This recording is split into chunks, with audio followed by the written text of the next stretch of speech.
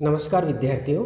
अनिवार्य हिंदी की कक्षा में आप सभी का हार्दिक स्वागत है। हम अध्ययन कर रहे थे अनिवार्य हिंदी के गद्य भाग के पाठ भवानी शंकरो वंदे निबंध और जिनके लेखक कुबेरनाथ राय हैं। आज की इस चर्चा में हम इस महत्वपूर्ण निबंध के मूल प्रतिपाद्य, मूल कथ्य और मूल विचार पर बात करेंगे, क्योंकि निबंधकार किसी उद्देश्य को लेकर निबंध लेखन में प्रवृत्त हुआ है और ये निबंध भवानी शंकर कुबेरनाथ राय का एक महत्वपूर्ण निबंध है और आज की आधुनिक युग की जो समस्याएं हैं उन पर केंद्रित है। सबसे महत्वपूर्ण बात यह है, इस निबंध के अंदर व्यक्ति के व्यक्तित्व को लेकर चर्चा है, व्यक्ति के आंतरिक व्यक्तित्व को लेकर के चर्चा है कि व्यक्ति के आंतरिक व्यक्तित्व के निर्माण की प्रक्रिया क्या है, आंतरिक व्यक्तित्व का महत्व क्या है, आंतरिक व्यक्तित्व के विघटन के दुष्परिणाम क्या है व्यक्ति के लिए, समाज के लिए और इस संपूर्ण विश्व मानवता के लिए। लेखक ने इसी प्रक्रिया में आंतरिक व्यक्तित्व के पुनर्गठन, पुनर्संयोजन और जीवन की सुखद स्थिति का वर्णन किया है। इस निबंध में लेखक का जो विचारों के प्रतिपादन का जो क्रम है उसको हमने आपके सामने यहाँ पर कुछ बिंदुओं में रखा है। सबसे पहले लेखक ने प्रतीक का स्पष्टीकरण, चूँकि यह निबंध एक प्रतीकात्मक निबंध भी है, क्योंकि इसमें जो शब्द आए हैं कुछ महत्वपूर्ण शब्द हैं जो अपना प्रतीकार्थ रखते हैं। तो सबसे पहले लेखक ने प्रतीक का स्पष्टीकरण किया है कि प्रतीक क्या है, जो इसमें इस निबंध में प्रतीक क्या है।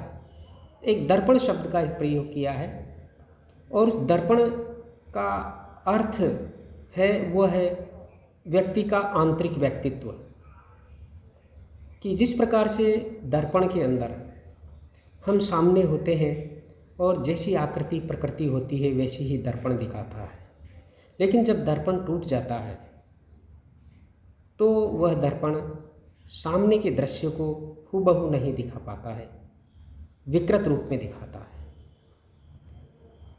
तो उस प्रतीकत्व का स्पष्टीकरण किया गया है।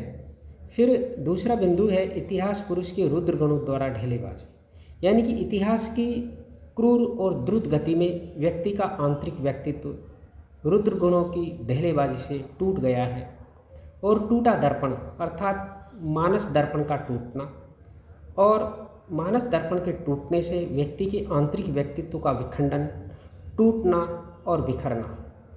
और हम अपने सहज ज्ञान से कह सकते हैं कि जिस व्यक्ति का व्यक्तित्व टूट जाए, बिखर जाए, विखंडित हो जाए, भग्न हो जाए तो उसकी क्या स्थिति हो सकती है, इसका वर्णन लेखक ने किया है। पांचवा बिंदु है ज्ञान, इच्छा और क्रिया की परस्पर विच्छिन्न स्थिति। लेखक ने विचार व्यक्त किया है कि जब व्यक्ति के जीवन में आंतरिक व्यक्तित्व में बिखराव आता है तो उसकी इच्छा, ज्ञान और क्रिया जो कि जीवन के महत्वपूर्ण सूत्र हैं उनका परस्पर जो सामंजस्य है वो टूट जाता है कि व्यक्ति का ज्ञान क्या है, किस क्षेत्र का है, इच्छा क्या है और काम क्या करता है।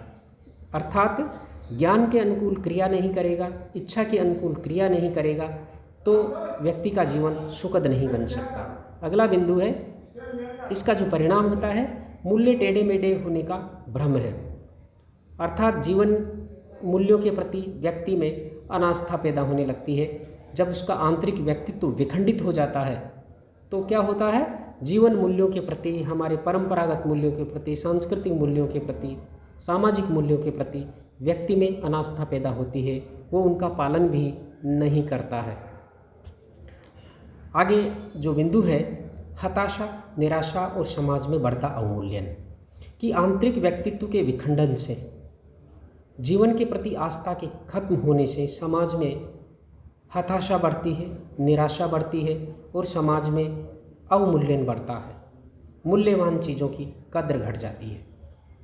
समाज में मूल्यों के विघटन और उसके परिणाम का वर्णन किया है कि जब समाज के अंदर सामाजिक मूल्यों का, सांस्कृतिक मूल्यों का, नैतिक मूल्यों का पतन होने लगता है तो समाज में चारों तरफ दुराचार और अनाचार का वातावरण होता है। आगे देखिए, आधुनिक भारतीय समाज की ट्रेजेडी, उसका वर्णन किया है। मूल्यबोध, आधार और आदर्श विहीन लोक सेवक, इनका वर्णन किया है कि जिन व्यक्तियों के हाथ में समाज के निर्माण की बागडोर होती है, उन व्यक्तियों में अगर मूल्य बोध नहीं है, नैतिक बोध नहीं है, तो फिर देश के निर्माण की जो प्रक्रिया है वो सही दिशा में नहीं हो सकती। अगला बिंदु है मूल्य बोध से तात्पर्य। इसका स्पष्टीकरण किया है तो श्रद्धा और विश्वास, यही मूल्य बोध है। अगर किसी भी मूल्य में, किसी भी मान्यता में श्रद्धा नहीं है, विश्वास नहीं है, तो फिर वह मूल्य बोध नहीं है। इसका भी वर्णन लेखक ने किया है। श्रद्धा के संदर्भ में श्रद्धा का जीवन में क्या महत्व है, और ये जो निबंध लेखक ने लिखा है ये रामचरितमानस के एक पद को लेकर के लिखा है। एक पद से प्रेरणा प्राप्त करके लिखी है जिसमें भवानी शंकरो वंदे, उस पद का पदबंध है और उसमें ये कहा गया है कि श्रद्धा मनुष्य के जीवन के उन आधारभूत सिद्धांतों में से एक है जिससे वह पूर्ण विकास की ओर गमन करता है। श्रद्धा न हो तो मनुष्य पारस्परिक सांसारिक सफलता प्राप्त करके भी आत्मिक सुख प्राप्त न कर सकेगा, क्योंकि जिन गुणों से आध्यात्मिक सुख मिलता है उनकी पृष्ठभूमि श्रद्धा पर निर्भर करती है। अर्थात शंकर विश्वास है तो भवानी श्रद्धा है। दोनों की उपासना से ही सिद्धि या अंतःकरण में स्थित परमात्मा देव के दर्शन होते हैं। इस प्रकार से लेखक ने स्पष्ट किया है।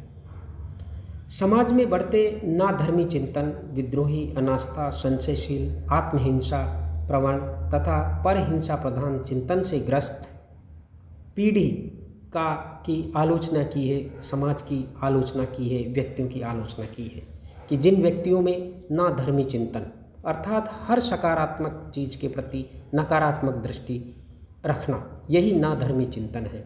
विद्रोह, अनास्था, संशय, आत्महिंसा, परहिंसा, यानी कि हिंसात्मक और अनाचार और दुराचरण से जो हमारी पीढ़ी, हमारा समाज ग्रस्त है, लेखक ने उसकी आलोचना की है। फिर देखिए, हाँ धर्मी चिंतन की महत्ता, यानी कि सकारात्मकता के प्रति हाँ रखना, और जिसमें आज्ञाकारिता, समर्पण, विश्वास, आस्था, रचनात्मक दृष्टि पर बल, अर्थात आने वाली पीढ़ी को ये चीज़ें सिखाएंगे तो निश्चित रूप से देश का विकास, समाज का विकास सही दिशा की ओर आगे बढ़ेगा। सर्वस्व समर्पण करके श्रद्धा और विश्वास का अर्जन करना, इस बात पर विचार किया है। श्रद्धा और विश्वास द्वारा मानस दर्पण का पुनर्संयोजन करने की बात लेखक ने की है कि आंतरिक व्यक्तित्व का जो गठन है, आंतरिक व्यक्तित्व का जो पुनर्संस्थापन है, वह श्रद्धा और विश्वास के बिना संभव नहीं है। जिस व्यक्ति के व्यक्तित्व में श्रद्धा नहीं है, विश्वास नहीं है, आत्मविश्वास नहीं है, उसका व्यक्तित्व या उसके जीवन की ज्ञान, इच्छा और कर्म का, जीवन में ज्ञान, इच्छा और कर्म का संतुलन नहीं बनेगा। और अंत में लेखक ने लिखा है कि मूल्यों की पहचान और जीवन के प्रति आस्था। लेखक कहाँ पर निबंध को खत्म करता है कि व्यक्तित्व में मूल्यों की पहचान हो, तब जाकर के जीवन के प्रति आस्था बन सकती है। इस प्रकार से इस निबंध में एक विचारों का क्रमिक विकास है। देखिए, भवानी शंकरो वंदे कुबेर नाथ राय का एक प्रतिनिधि ललित निबंध है जो उनके महाकवि की तर्जनी निबंध संग्रह में संकलित है। आप याद रखिएगा, अन्य निबंधों की तरह ही इस निबंध में भी कुबेर नाथ राय प्राचीन कथाओं और ग्रंथों का सहारा लेकर आज के जीवन की उस भयावह विडंबना और गहरी आत्मिक मनोवैज्ञानिक समस्या को रेखांकित करते हैं, जिसके कारण समाज में हिंसा, आत्महिंसा, जीवन का खोखलापन, अत्याचार, दुराचरण, आपराधिक कृत्य, मानसिक रुग्णता, हताशा और निराशा जैसी विकृतियां सिर उठा रही है। लेखक का महत्वपूर्ण प्रश्न है कि हमारा आंतरिक व्यक्तित्व, जिसे हम अंतःकरण भी कह सकते हैं, खंडित और बिखरा सा हो गया है, जिसके कारण हमें सच्चाई भी झूठ प्रतीत होती है। सामाजिक मूल्य, नैतिक मूल्य, आंतरिक मूल्य और सांस्कृतिक सौंदर्यबोध सही नहीं लगता। जिस तरह टूटे दर्पण में दिखाई देने वाली आकृतियाँ ठीक वैसी ही नहीं दिखाई देती जैसी वे वास्तव में होती है, अपितु विकृत और अस्त व्यस्त ही दिखाई देती है। ये कहने का तात्पर्य है कि व्यक्ति का आंतरिक व्यक्तित्व जब बिखर जाता है, जब टूट जाता है, अनास्था से घिर जाता है, तो उसे सही बातें भी गलत लगती है। लेखक का मानना है कि व्यक्तित्व, आंतरिक व्यक्तित्व कोई बाजार में मिलने वाली चीज़ नहीं है, वह खरीदा या बेचा नहीं जा सकता। यह दर्पण विधाता हमारे मन में रख देता है पूरे एक जन्म के लिए, और उसी दर्पण के साथ पूरा जन्म निभाना पड़ता है, पूरा जीवन भरना पड़ता है। यह दर्पण हमारा मानस दर्पण या हमारा आंतरिक संस्कार प्रवाह तल, जिस पर सारे चेहरे, सारे मूल्य और सारे अनुभव बिंबाकार रूप में व्यक्त होते हैं, और उसी रूप में हम उन्हें उपलब्ध करते हैं, और अन्य रूप में उपलब्ध करने का कोई मार्ग नहीं है। अर्थात सारी जो चीज़ें हैं आंतरिक व्यक्तित्व से ही प्रभावित होती है, आंतरिक व्यक्तित्व से ही वह जगत की चीज़ों को देखता है, और इसके देखने का कोई दूसरा मार्ग नहीं है। जैसा मन होता है वैसा ही उसी दृष्टि से वह व्यक्ति समाज को देखता है। जाकी रही भावना जैसी वाली बात है। ये मानस दर्पण न केवल व्यक्ति चैतन्य बल्कि सामूहिक जातीय चैतन्य की चिद धातु से निर्मित होता है, जिसकी परंपरा कई सहस्त्रावधि वर्षों से चली आ रही है। इस दर्पण की धातु चिद धातु है। कुबेर नाथ राय के अनुसार आज के मनुष्य की सबसे बड़ी त्रासदी यह है कि आंतरिक व्यक्तित्व के विखंडन के कारण, आंतरिक व्यक्तित्व के भग्न हो जाने के कारण, आंतरिक व्यक्तित्व के बिखर जाने के कारण उसके जीवन में 3 चीज़ों का सामंजस्य नहीं रहा है।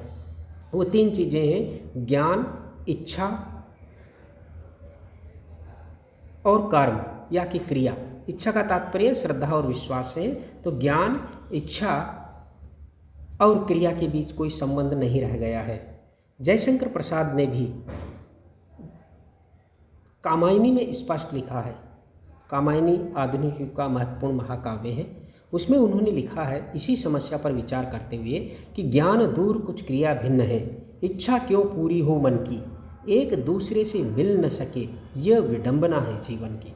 कि व्यक्ति के जीवन में जब ज्ञान से क्रिया दूर है और क्रिया से इच्छा दूर है, तो जीवन सुखद नहीं हो सकता, जीवन सुखमय नहीं हो सकता। इच्छा के अनुसार कर्म नहीं करेगा, ज्ञान के अनुसार उसकी इच्छा न होगी या कर्म नहीं होगा, तो भी उसे सफलता नहीं मिलेगी, और असफलता मिलते ही व्यक्ति हताश और निराश होता है। आधुनिक युग की ये बहुत बड़ी विडंबना है। आज मानस रूपी दर्पण अर्थात मनुष्य का आंतरिक व्यक्तित्व इतिहास के क्रूर थपेड़ों से टूटकर बिखर गया है, समय की गति से। जिस प्रकार टूटे हुए दर्पण में प्रतिबिंब भी टेढ़े मेढ़े और विकृत दिखाई देते हैं, उसी प्रकार विखंडित आंतरिक व्यक्तित्व भग्न मानस दर्पण में से आज हमें अपने परंपरागत मूल्य, विश्वास, श्रद्धा और आस्थाएं उपयोगी प्रतीत नहीं हो रही है। परिणाम स्वरूप समाज में अवमूल्यन बढ़ रहा है। लेखक इस अवमूल्यन को वैश्विक स्तर पर देखते हैं, वैश्विक स्तर पर इसका विश्लेषण करते हैं, रूस और अमेरिका जैसे देशों का उदाहरण देते हुए, तथा इस अवमूल्यन के परिणामों की ओर संकेत भी करते हैं। वे लिखते हैं कि आज हमारे पास मात्र एक उपाय है इस समस्या से जूझने के लिए कि किसी तरह भग्न दर्पण को जोड़ना पड़ेगा, उसके आंतरिक व्यक्तित्व को पुनः संयोजित करना तथा एक सुंदर पुनर्वास देना। वे इसकी विधि पर भी लेखक विचार करता है।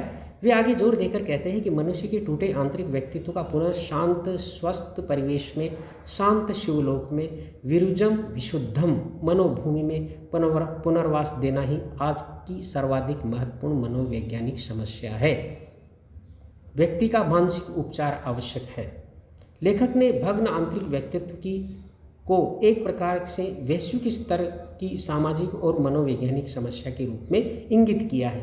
वे लिखते हैं कि यह समस्या हिंदुस्तान जैसे गरीब देश के लिए ही नहीं है, रूस अमेरिका जैसे समृद्ध देशों के लिए भी है। अमेरिका में तो इसे खुले तौर पर देखा जा सकता है। लेखक आंकड़े भी प्रस्तुत करता है और बताता है कि 1958 में अमेरिका की सरकारी अटॉर्नी जनरल की रिपोर्ट बताती है कि 1958 में वर्ष भर के भीतर प्रति 64 मिनट में एक नर हत्या हुई है, प्रति 64 सेकंड में एक सेंध काटी और चोरी की वारदात हुई है, प्रति 6 मिनट में एक नारी हिंसा घटित हुई है और पूरे वर्ष में बड़े अपराधों की संख्या इतनी बताई गई है, लाखों में बताई गई है। असल संख्या इससे भी अधिक रही होगी, क्योंकि सारे आंकड़े पुलिस के पास नहीं जाते हैं या पुलिस दर्ज नहीं करती है। ये केवल सरकारी आंकड़े हैं, पुलिस विभाग से प्राप्त आंकड़े हैं और वास्तविक संख्या तो इससे भी ज़्यादा रही होगी। जबकि अमेरिका अपने आप में एक विकसित देश है, भौतिक दृष्टि से विश्व का सबसे जो कि अमीर देश है, संपन्न लोग हैं, लेकिन वहाँ पर इस तरह के अपराधों का घटित होना ये बताता है कि भौतिक संपन्नता ही व्यक्ति के मानसिक विकास का द्योतक नहीं है। आगे लिखते हैं, जो उसके आंतरिक व्यक्तित्व के विखंडन, बिखराव, टूटन और रुग्णता का परिचायक है। ऊपर जो आंकड़े बताए गए हैं अमेरिका के, वो किस बात के प्रतीक है? वो उसके आंतरिक व्यक्तित्व के विखंडन, बिखराव, टूटन और रुग्णता का परिचायक है। लेखक मानकर चलता है कि यह अराजकता विशुद्धतः मानसिक रोग और मानसिक ढांचे के भीतर की अराजकता और बदअमली का है। अतः उपचार भी मानसिक ही होगा। अगर बीमारी मानसिक है तो उसका उपचार भी मानसिक ही होगा। इसलिए लेखक श्रद्धा और विश्वास पर सबसे ज़्यादा जोर देते हैं। लेखक मानता है कि आज समूची मानव जाति का आंतरिक व्यक्तित्व चूर चूर होता जा रहा है और यह कम चिंता की बात नहीं है। लेखक मानसिक उपचार की प्रक्रिया में मध्यकालीन मानसिक विखंडन और भक्ति आंदोलन द्वारा उसके मानसिक उपचार की चर्चा भी करते हैं।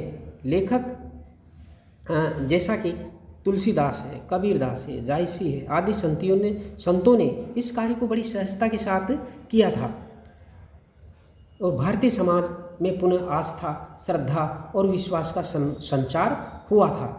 आज के भग्न मानस दर्पण की परिणति हम भ्रष्टाचार, अनैतिकता, दुराचरण, मौकापरस्ती, हिंसा, आत्महत्या, छल कपट आदि दुष्परिणामों के रूप में देख रहे हैं। लेखक की चेतावनी है कि किसी तरह से इस भग्न मानस दर्पण को जोड़ना होगा, इसके आंतरिक व्यक्तित्व को पुनः संयोजित करना और इसे वनवास या काला पानी से निकालकर एक सुंदर पुनर्वास देना होगा।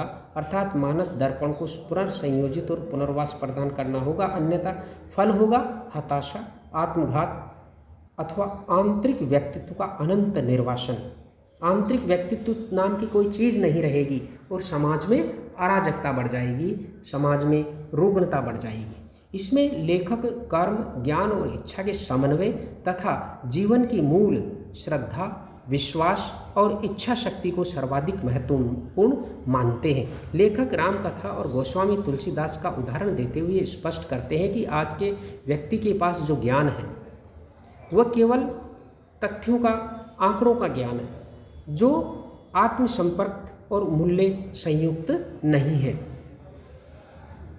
आज के व्यक्ति के कर्म जीवन का विश्वास, श्रद्धा और मूल्यबोध से कोई सरोकार दिखाई नहीं देता है। अतः उसके कर्म में भी मूल्यबोध का आभास नहीं है, मूल्यबोध नहीं है।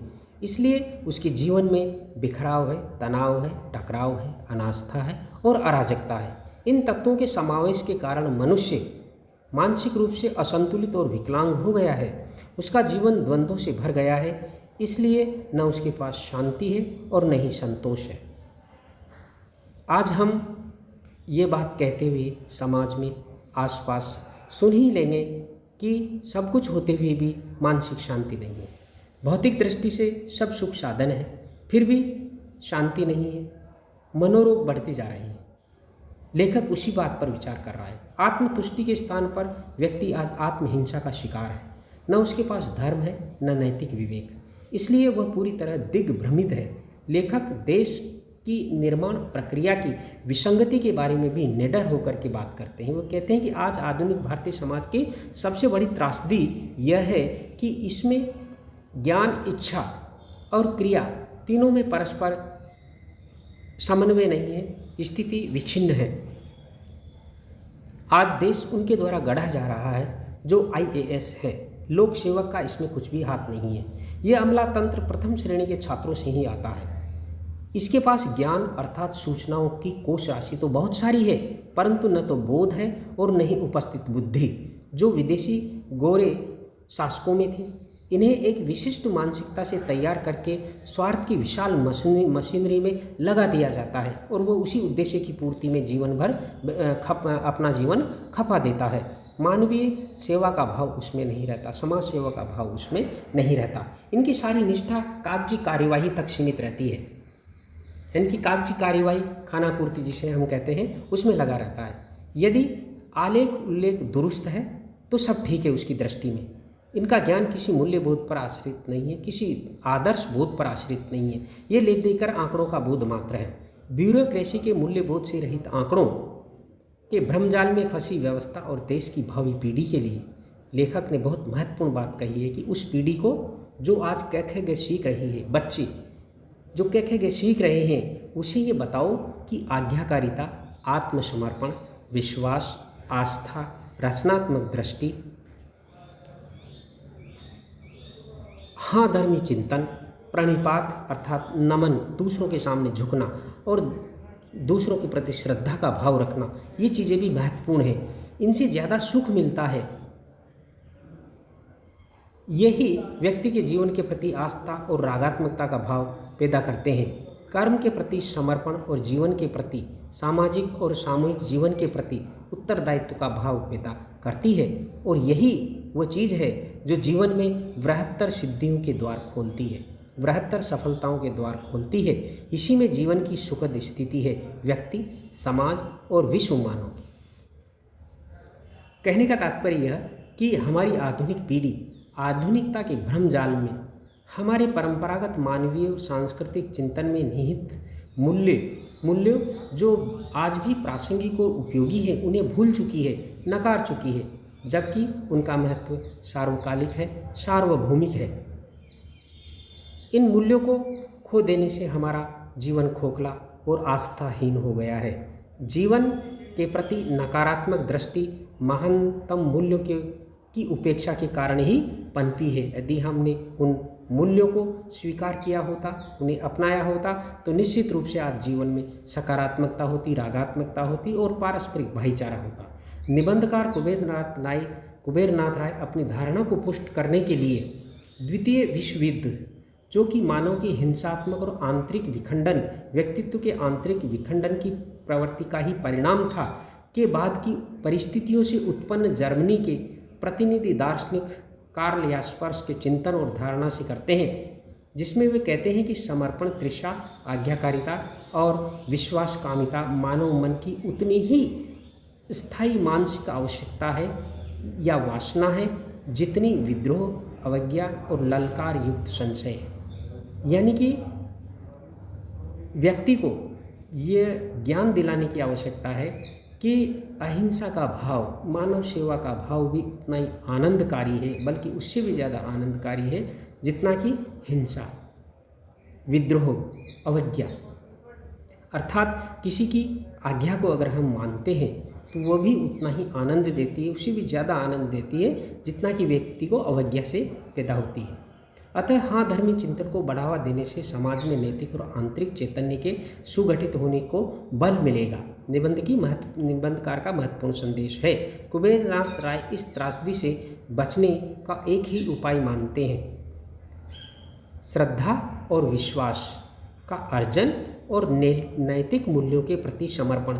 अगर हम नैतिक मूल्यों के प्रति अपने आप का समर्पण नहीं करेंगे तो हम उन नैतिक मूल्यों को अंगीकार नहीं कर सकते। हम एक प्रकार से अहंग्रस्त हो जाएंगे। लेखक का मानना है यही हमारे सारे जो धार्मिक ग्रंथ है, नैतिक ग्रंथ है, शास्त्र है उनका संदेश है, और राम कथा का भी यही सार है और यही हमारी आराधना का भी केंद्र है, और कहा जा सकता है कि यही इस निबंध का भी संदेश है। इस प्रकार ये चर्चा यहाँ पर खत्म होती है। अगली जो चर्चा हम करेंगे, भवानी शंकरो वंदे निबंध का पाठ करेंगे और उसका विचार विश्लेषण करेंगे। और इस पाठ को पढ़ने के लिए हमने इस जो अगली जो 2 चर्चाएं हैं वो केवल इसी पाठ के पठन पर रखी गई है। निबंध को पढ़ते जाएंगे और उसका विश्लेषण करते जाएंगे। धन्यवाद।